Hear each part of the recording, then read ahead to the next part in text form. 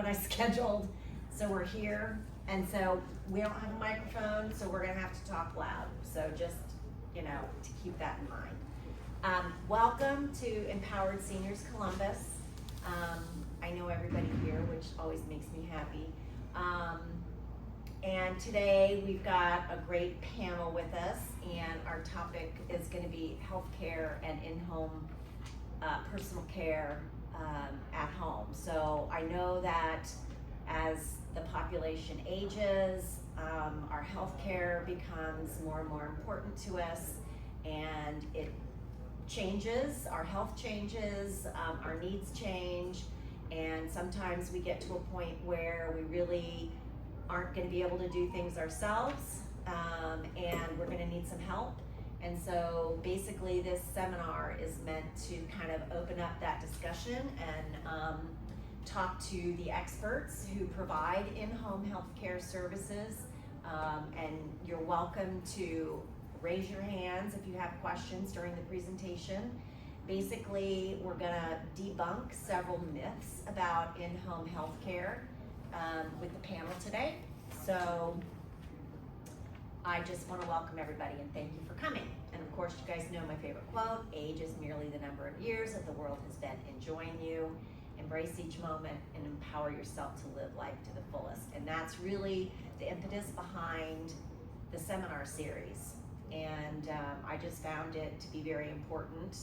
And you guys know I'm a real estate agent, and so I sell houses to pay my bills, and this is sort of my passion side project, and I've been doing it for a little over a year, either here or at the rec center. I've taken it on the road. I've actually been to the Worthington Senior Center, I've been down to the Upper Arlington Senior Center, and I'm just open to going wherever anyone invites me, and I love talking about these issues. And this is my dad, and I know you guys have heard the story before. The reason that I decided I needed to focus my professional life in this direction was dealing with some health issues that my dad had. He was diagnosed with dementia and a couple of other things, and it had gotten to the point where safety was an issue, and we needed to figure out as a family what we were gonna do. It was overwhelming, and my brother and I found ourselves sort of lost and a little bit scared and completely overwhelmed with the choices that were ahead of us and the decisions we had to make and all of the variety of issues that you really don't even have any idea are going to become sort of part of the process, and you have to address so many different things along the way. I decided that, and it was all based on downsizing my own parents, that this is a segment of our society that has sort of been, I don't want to say forgotten about, but they're at a vulnerable stage in their lives, and I found it unacceptable that we didn't have a safe space for them to learn. And when I say them, I am them. I am 61, so I am, part of that demographic. But there needed to be a safe space where we could talk about issues that are important to everyone at this stage in life, and that we had a safe space to do it where you could ask questions without any salesy sales pitches or anything like that. So I'm gonna do a really brief introduction of our panelists, and then I'm gonna let them introduce themselves more fully and talk about the companies that they work for and the services that they provide. To my immediate right is Kim Roberts, and Kim is with First Light Home Care, and then Zach Brittenham on her right, and he is with Capital Health Home Care. So Kim, I'm gonna let you just do a little brief introduction. I recognize some faces too in the Dublin Senior Center. I've worked in healthcare for about 17 years, and I've kind of done everything but hospice. My background mostly is in assisted living and independent living. I've been an executive director, sales director but I've also worked in home health, and I've also worked for the Alzheimer's Association, and I currently work for First Light Home Care, doing private duty home care. But the other piece of me is that I'm a caregiver for my mom. So all these years I've worked with families and helped them navigate the healthcare system and figure out what their next steps are, wherever that might be. And last October, it became my turn to step in and help my mom figure out and navigate that healthcare path. But what I will say in that is, everyone in the community of Central Ohio and Florida, where I used to live, listened to me. Do you know who doesn't listen to me? It would be my mom. I don't know anything. So I rely a lot on my resources and friends that I know in the industry too, she'll listen to them, but not always me. Well, like he said, I'm Zach, and it's very nice to meet you all here today. So my background, I actually started off in the health field in hospice. So I was a social worker for Bella Care Hospice. And when I first got into it, I did not know what to expect. I wasn't sure if I was gonna like it. I wasn't sure if I was gonna hate it. So as I did it, I just found like, this is where I want to be. And then I just transitioned from social work into marketing. Was hospice at first, and then I switched over to home health care. And so I represent our skilled nursing, physical therapy, speech therapy services, but also promote our private duty caregiving line as well. And it's a pleasure to be here with you all today.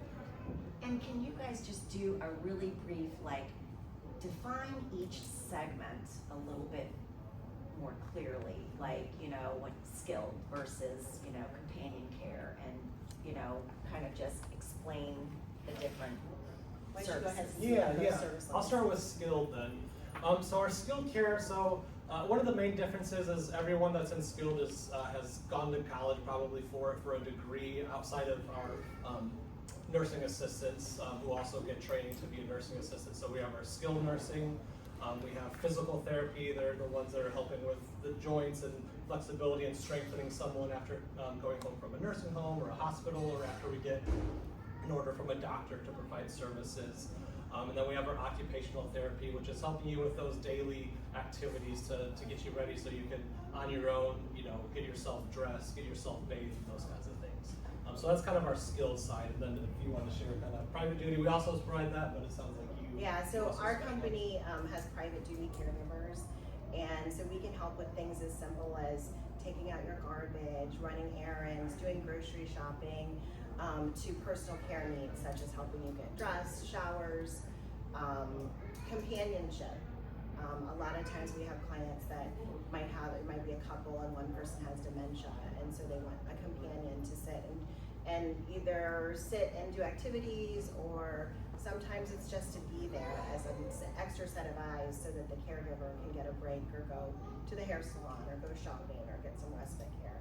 We also help out with hospice, so we have a lot of clients that are on hospice that want to stay in their home as long as possible, not have to go to an assisted living, and so we can sit bedside, be an extra extension to the family to help support in that time of need. A lot of people get home care and home health confused. So home care is that private duty where you're private paying for it, and home health, which is the skilled piece, is covered through your insurance. So that's something that a lot of people think it's the same thing and think insurance is gonna cover it, and it doesn't. That's a big distinction. That you said that you provide speech therapy services. What kind of services do you provide? Yeah, so a lot of those are someone who's maybe suffered stroke symptoms, Exactly. things like that, where they are having a hard time enunciating and just need some help. So we'll send Yeah. a speech therapist out. One of my friends who is a pathologist himself, and somehow all of a sudden, he kept on telling all his friends, all his life, do this, otherwise you are going to have stroke, otherwise you are going to have this, and all that. And then one day he really had a stroke, very, very bad stroke. and so his two, he has two sons, one of whom is a ear, nose and throat specialist, yeah, and the other is, anyway, he has a wonderful wife. That's what, how he was taken good care very well. She moved, took him to this therapy offering, couple of I don't know what those places are called, but they are right near, right behind Kroger here, and anyway, and from there, then she found that it's getting physical therapy and all the therapy here is very costly. So she took him to India, and in India, all of this kind of therapies are available very well at minimum cost, compared to the cost that you have here. And those are very good therapists. And he, so to some extent, it's difficult for him to speak. Yeah. But everything else he is in a very good shape. Yeah. And The one thing I do like to tell anyone that's sent to us or referred to us is that as long as they have Medicaid or Medicare, there's going to be zero costs to them. So we don't do any services like therapy. I am going to take a couple of your cards and pass it on to them. Yeah, as long as we can get an order from a certified nurse practitioner Yes. or a doctor. Or Yes. something. Yeah. As you know, he himself is a medical doctor. So he has a habit of anything that you do or you do to help him. He checks everything out. He says, no, not this. But that's okay. But it is only his wife who can control it. Yeah, gotcha, as it should be. No. Right. Yeah, my wife does it too. Yep. All right, well, the first myth is probably the most common and probably the first thing that kind of comes out of everyone's mouth, and that is, I can handle it myself with a little help from family and a few friends. So at some point that might be the case, and it might be true, but also at some point it's not going to be the case. And so what do you guys tell folks that maybe are a little bit resistant to getting some help? I think it always starts out like that. It is, maybe there's a surgery that happens or an incident that happens, and so you start needing help in the home, and family and friends and neighbors are usually your first go-to. Especially if you don't know, is this gonna be a long-term thing, or is this just I'm recovering from something?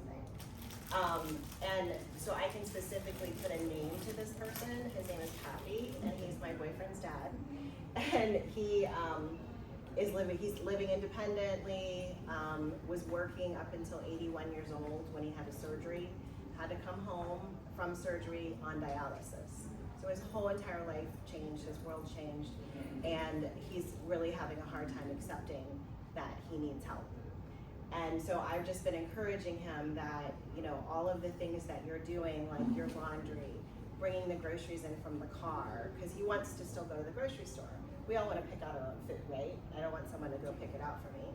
But you could still go to the grocery store, come back, and let someone be there the day that you do groceries to put your groceries away, to clean out the fridge, to change the sheets on the bed, to do the garbage. And start out small, see how you like it, and then all of that energy you would have spent on doing those tasks, you have to save for something else that you want to do at home. So that's what I've been telling him recently. He's also a veteran, so he could get some of the services that I provide paid for through the VA. but it's really hard to accept help. It's really hard to cross that first threshold of, I may need a little help. But I know what I find is if folks start taking or receiving help at home sooner rather than later, they get to stay in their home longer. Yeah, true. I also feel like for this one, a lot of times I'm preaching to myself. I was playing basketball with the kids, and I'm 38. I know I don't look it. I was playing basketball with the kids, and I still think I'm a young person. And I went up for a layup, and my back just cracked. And so that night, my wife was like, "Do you need help?" And I'm like, I didn't even take ibuprofen. I was like, I'll be fine. I still got it. I'm still young. I could not get out of bed the next morning. And so I'm stubborn. And so sometimes this one feels like I'm talking to myself. And I do talk a lot of times to, in home health, we don't only help those that are, getting out of a nursing home or a hospital or something like that. But I do talk a lot of times when someone's just being discharged from the hospital or a nursing home. And sometimes they do say, yeah, I think we got this, we're good. And so I do try and tell them, like, you might as well, especially when Medicare is covering the cost 100%, you might as well get the extra help if you can. Totally get the being stubborn or feeling like you got it, but burnout is also real. Over time, it starts out when you can help them well, but then you kind of get tired of it, and you kind of feel like, oh, maybe I wish I could have had someone help out. And then some people just like statistics, so I'll even throw stats out there for you.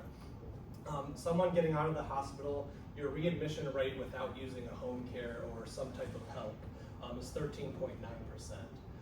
With Capital, I'll brag about us a little bit. The readmission hospital rate for us is 9.3%. And then if you have any home care involved, it's 9.9%. So it also decreases your risk of going back to the hospital. No one wants to go back to the hospital and start going. Once you start going in and out, it kind of starts that cycle, and you want to prevent that if you can. Absolutely. I think we kind of touched on this a little bit, but just all licensed companies do the same thing the same way. So you guys can take turns debunking that myth.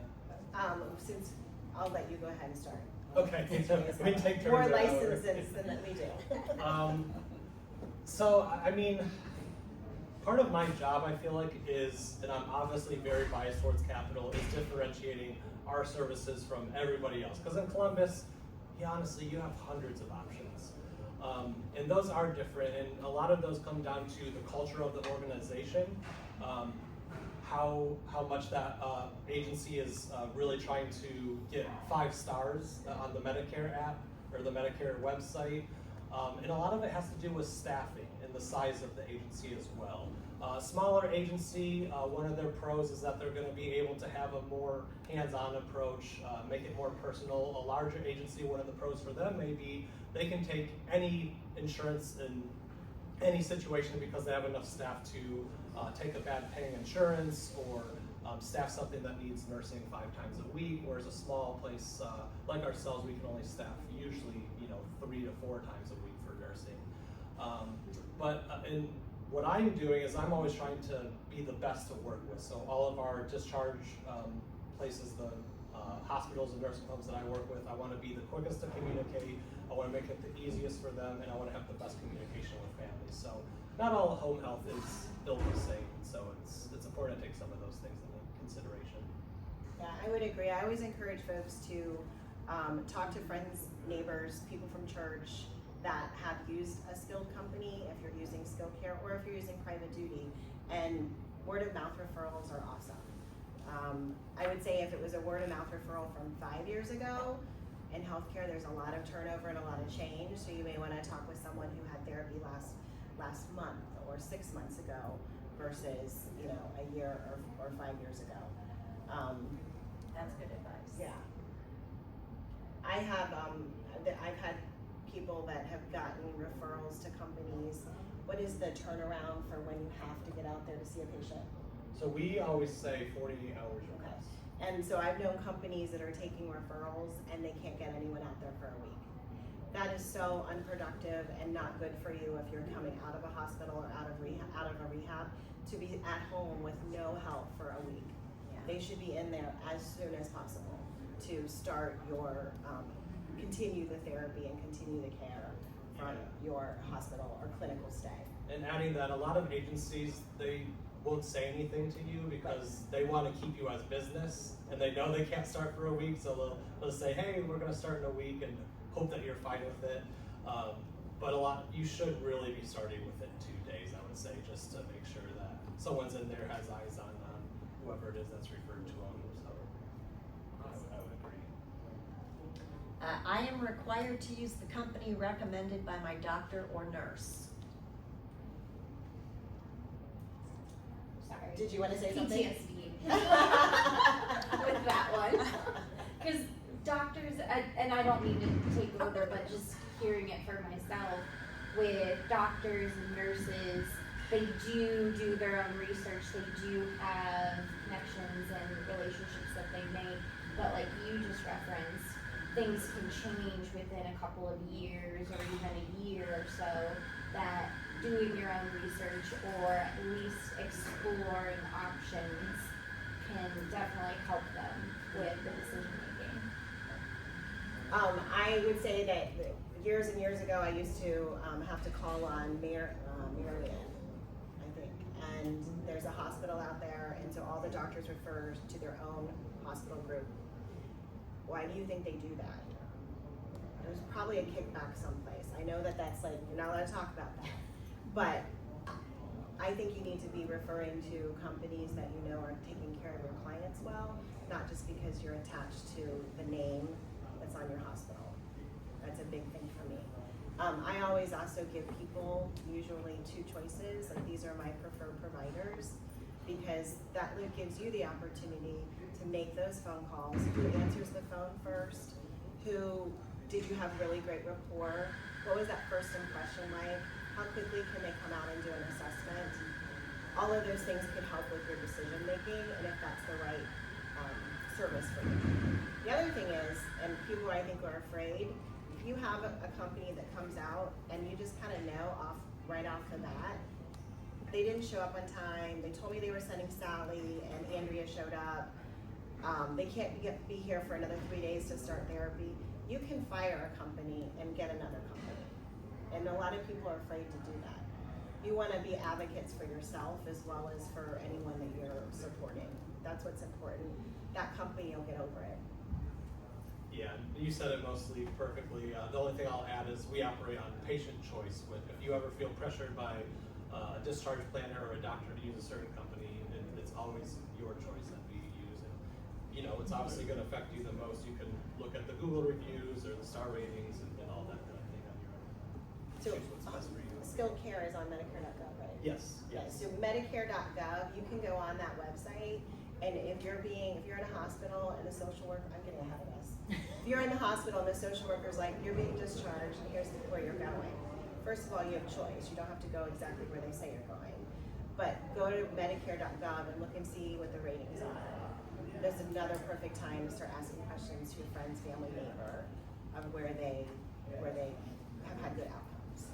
But the same thing with Skilled Care. You can look and see what their ratings are. What are your ratings? So we're 3.5 right now. We fluctuate between 3.5 and 4.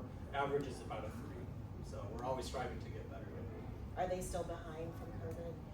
They usually run about like a quarter or so behind. I think maybe a little more than that. With companies that do private duty, like the company I work for, you can go on Google and look at Google reviews. Those are all reviews that come from actual family members that have used us and or caregivers that work for us. We don't ask for them, but they can go on and look at Google reviews. And Facebook reviews are also really good too. Next myth is home health and personal in-home care cannot be used in a retirement community setting. Well, I met with someone actually yesterday in a retirement setting, setting up therapy for them. So I can tell you from personal experience that's not true. One thing I'm trying to do all the time is retirement homes and 55 and over communities. I want to make sure that we're out there and that the leadership of those communities know, hey, if there's ever any need for therapy, they can always call us and I can walk them through what that looks like, how to get it, and form good partnerships with a lot of the independent livings, assisted living facilities around Columbus. So it's a little different with private duty. I would say that the answer is yes, you can use private duty in all of the communities. You can use it in hospitals. But every facility probably has a different rule about that. There are some assisted livings that we can go in and we can completely care for you the way you want to be cared for, and there's no restrictions. My mom is in an assisted living, and my company puts her to bed every day. My mom has some anxiety. She needs someone to spend more time with her than the staff of the assisted living are able to do. And so my company goes in, and anything my mom needs them to do, completely fine. There's another assisted living here in town that we work with. They will hire us to come and be eyes for residents, but we are not allowed to do any personal care based on their contract. So it just depends. We've also set bedside at hospitals, and again, it just depends on what their rules and regulations are. And we follow those, whatever they are. In-home care services are only appropriate after a hospital stay. Inaccurate. In-home care could sometimes prevent hospital stays. Starting services before there's a crisis, like if I'm thinking about Poppy, my boyfriend's dad, us being in there helping him do some of those things, and he's kind of stubborn and wants to do it himself, like get on a ladder. We could do some things to maybe help prevent falls and help conserve his energy so that he would be able to have energy to do other things and prevent the fall risk and help him with things. Sorry. Go ahead. I was just gonna say, your primary care doctor, one of their goals should be to prevent you from having to go to the hospital. So a lot of times if you have a visit or a checkup and they see something, it's totally appropriate for them to then order services, whether it be therapy as often one that they order, but even nursing too. The next one is I can save money by hiring a caregiver outside of an agency. What are some of the perils of doing that? Yeah, I wouldn't say it's a myth because you totally could do that. But some of the perils are if you're counting on one caregiver and that one caregiver gets in a car accident, has a death in the family, is sick, then the care that they're providing you will not have. There's no backup plan. With companies, there's not only backup plans, but they're also insured. And so with private caregivers, you may not have that security that they're insured and bonded to make sure if anything goes missing in your house or there's any sort of accident, that could just get really sticky. One benefit from hiring a company too, it can be, I know for us, our private duty, we have regular supervision, we have trainings, and we have criminal background checks, things like that. So when you get a caregiver, it's a little bit of peace of mind than hiring Tammy from down the street or something like that. But like you said, once in a while, if you know someone really well and they'll do a good job, it can be possible to hire someone like that. But there's a lot more just standards and peace of mind if you don't know someone that you for sure is going to do a great job. Home health care is only for the very sick or dying. No. That's definitely a myth. Home health care, hopefully it's a lot of time, what I am doing is we are trying to make sure that people are able to live their best lives and get back to their baseline of functioning before whatever it was that happened, whether they had a hospital stay or a doctor who did a checkup and said, I'm seeing this and I feel like we need to order physical therapy for this, or when you fell and broke your ankle, the goal is to get you back to where you were before. So you don't want to wait until you're sick or dying to do that. We want you to have the highest quality of life for as long as you possibly can. So yeah, I'd say that's a myth. Yeah, and from the private duty side, a lot of times when we get new clients, it's because they have either been declining and now it's time the kids have gotten involved and said, you need a little extra help at home, or it's because someone's being discharged back home and what they could do before, maybe they can't do. But the idea is you bring in physical therapy, occupational therapy, and while they're coming maybe 3 times a week, your private duty is in as well, helping with activities of daily living and maybe even showers and getting you back to your baseline and then pulling out after you recover. Because hopefully that's the goal. If something happens, you go home and you recover and can go back to where you were functioning prior. Unfortunately, I think there are a lot of discharge planners and maybe even doctors and CNPs out there that do maybe think this, or maybe it seeps into their thinking about things. So always be an advocate for yourself. If you feel like you can benefit from anything, you can press the issue. And sometimes it really does make a difference. I would even say the companionship too, sometimes for families or loved ones, that they need, like you said, that break or that time away as being a caretaker is huge with home care, especially. And can be helpful with maybe just helping during like the pandemic time with people being at home isolated and being able to have someone come in that's been cleared and being able to come in and at least give you that companionship is huge in the senior living. Somebody, a man out here. Okay. The next one is home health care is too expensive and not covered by insurance. So I think we've covered that a little bit. When you, for a short period of time, insurance is gonna cover those things that are clinical, like physical therapy, occupational therapy, nursing, and OT, to say that, speech. And that's a short period of time. When it comes to private duty, where it is out of pocket, but there are payer sources that can help with that. If you're a veteran, you could potentially have your VA benefits pay for that. Depending on where you live, there are certain areas that have grants. Delaware County, SourcePoint helps with some of that. In Lincoln County, there's a grant called LCAP. So it really depends on where you live. There may be resources that help pay for any of that private duty. But what I will say is a lot of people think it's expensive. I'm gonna have family help me. We're not going to, use that until we absolutely have to. Even though it's expensive, it can be much less than moving into an assisted living. And I think a lot of people don't bring the services into the home soon enough. And so then there's just this major thing that happens and they end up immediately having to move to an assisted living.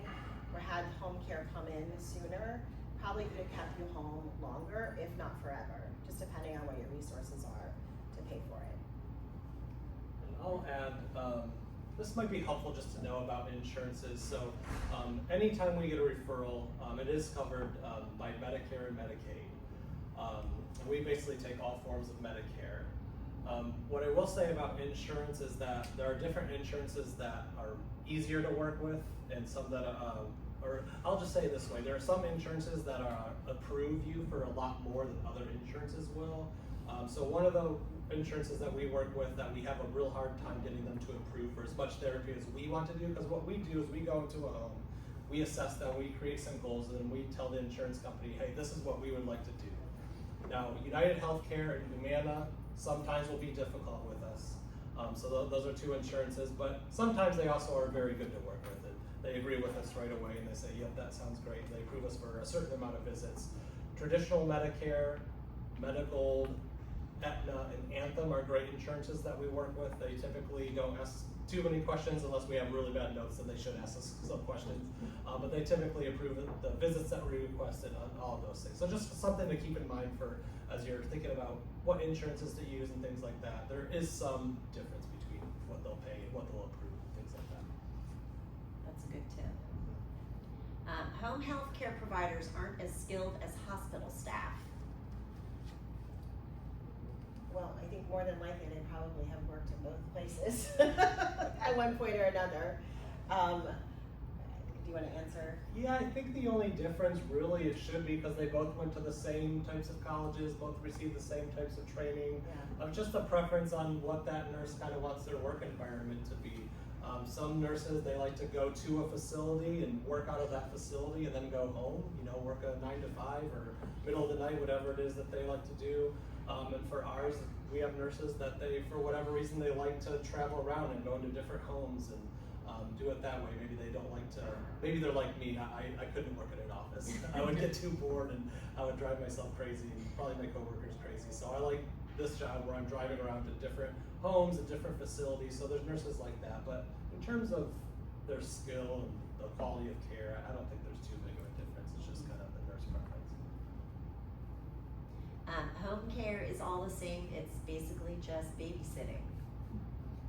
Well, I feel like we've already talked about that, of all the different things that are included in that umbrella of home care. And so the babysitting part is more, I mean, there are times when we're a sitter, where we're there to help keep somebody safe in their environment. And most of the time that's folks with cognitive impairment. So, you know, an Alzheimer's or dementia diagnosis. But other than that, we can do tons of things from a private duty perspective. Do you guys do Yeah. pet care? We can help with that, and yeah, and like our private duty, you know, it's more like companionship. It's cooking, it's cleaning.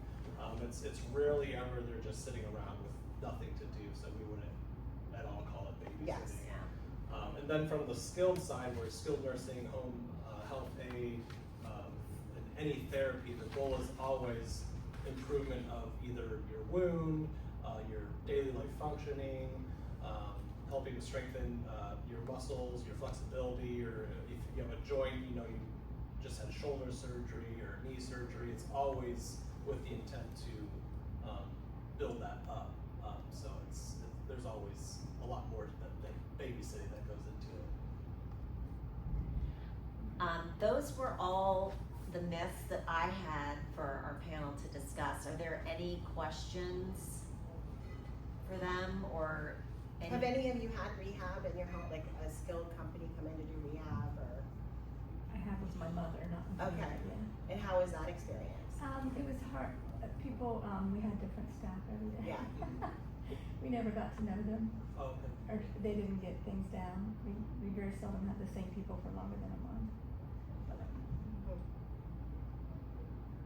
My mom just got finished with her rehab, and she had the same therapist every day, and the same OT.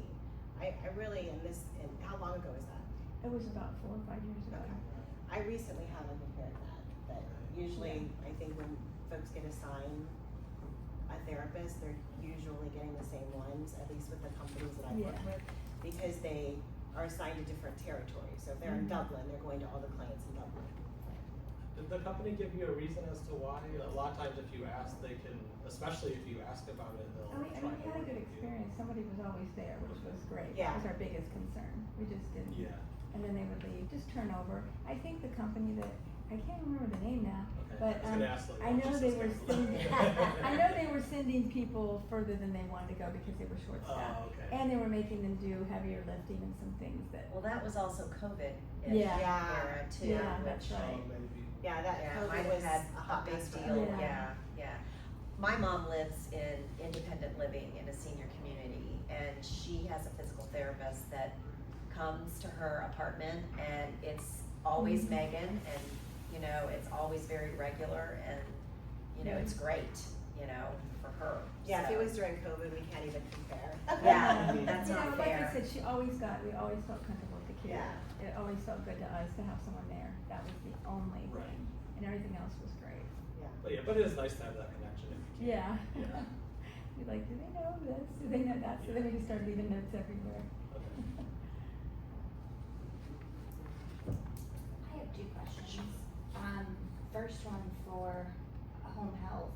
How difficult is it to try to get a PCP or even a physician to write off the qualification for one of your services? Yeah, so I can just speak from my experience. It's pretty rare that we have someone that really needs therapy and discusses that with their doctor and they say no. I can probably count it on one hand that that's happened. So usually, once I get a call, because once in a while I'll just get kind of a random call from the community and they'll say, hey, I hurt my shoulder and I really need this. Almost every time I tell them, have a discussion with your doctor, tell them the symptoms that you're having. They'll usually require you to come in and do a visit, but after that they send us an order. It's very rare. And even we've had times when the doctor initially will say no, but once we talk to them, explain what's going on, and they visit the doctor, they usually come back and say, okay, we'll give you therapy. Because they want to have your best interest. The only reason they would say no would be if they, you know, examine you and there's just really nothing for them to go on. So, does that answer it? Yeah, Okay. no, that's great, and it helps with what the process would be too. My second question, and it is geared towards the fact that I work in assisted living, we do discovery to decide or understand what the family is looking for. And it's been unique that I've actually said to a few families where I'm like, I think home care is more of what you're looking for. And they're surprised because they're like, aren't you trying to move people into your community? And I'm like, but sometimes it's not the only option. Yeah. How do you kind of go about with discussing with families that next follow-up with having that consult? Because I do have like a small list that I try to offer and recommend to you before they go to the big thing called Google and try to find a good home care or home health. But sometimes they seem apprehensive on that part, and that's what brought me here today, was to really understand how to guide them that it is a positive, that we want to look at home care, home health first. Well, for us, so I'm out in the community talking about First Light, and I think what's interesting of the company I work for, whenever we go into the home, we send a nurse out to do the assessment. So if you were talking with a family that was thinking they needed home care at home or wanted to look at that before they looked at assisted living, you would just call me and I would call them and explain what we do and then send my nurse out to do an assessment. And oftentimes when we meet with folks, they don't even know exactly everything that we do. They may say, I want you to come in because I need some meal prep and I was hoping that you could help me with A, B, and C. And then the nurse will say, well, how are you changing your sheets every week? Would you like us to help you with that too? We can also do laundry. Like, oh, you guys do that too? And so she can help identify other things that we can maybe help with.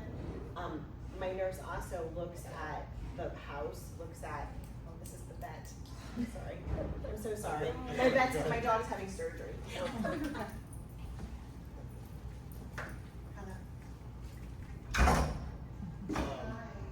So can you repeat the question? If I were to say that maybe assisted living isn't what you're looking for right now, the best step forward, because I always try to give them information, but usually that's where that path ends. Yeah. And I even try to offer, like, I would even reach out to the liaison and have them follow up with you personally, but sometimes they have that apprehension. But knowing the benefits of having at least someone there would be helpful throughout this process. Right. Yeah, I do try to give my card out to different district planners or people like yourself that are kind of marketing the facility, and make myself available to have conversations. But with the apprehension, I mean, I get it. It's big life decisions. It's scary. So the only recommendation I can have is just like calling them and saying, hey, at this point it's just a discussion. You don't have to make any major decisions. It's purely educational. If they want to discuss it. And make if the resource anything, available. yeah, what I see too is the fact that there was even an inquiry or like a call or Yeah. even a Google search. It's like there was something there Yeah. at one point. So at least I'll reach out to them. I'm so sorry. Is Puppy okay? She's okay. She made it out of surgery and she's okay. Okay. Any other questions? I've got the next 3 months schedule up on the screen. Next month we're back here and we're doing all things senior living, which is going to be a really great opportunity to ask questions about various communities, what it costs to live there, those kinds of things. I'm back at the rec center in November to do one on driving after 80, and I have a friend of mine from the Department of Public Safety, excuse me, who comes in and she does, we do a car fit presentation. We don't actually do the physical car fit, but you learn how to readjust your car when you drive based on your aging body and aging senses, and it's really helpful and really important, and it's going to be a great opportunity to learn how to be the safest driver you can possibly be. And then in December, we're back here, and we're going to talk about dementia and Alzheimer's. So 3 really good seminars coming up. I am currently working on putting my 2026 schedule together, so if you guys have any recommendations or topics that you'd be interested in learning about, the feedback sheet, you guys know my feedback sheets.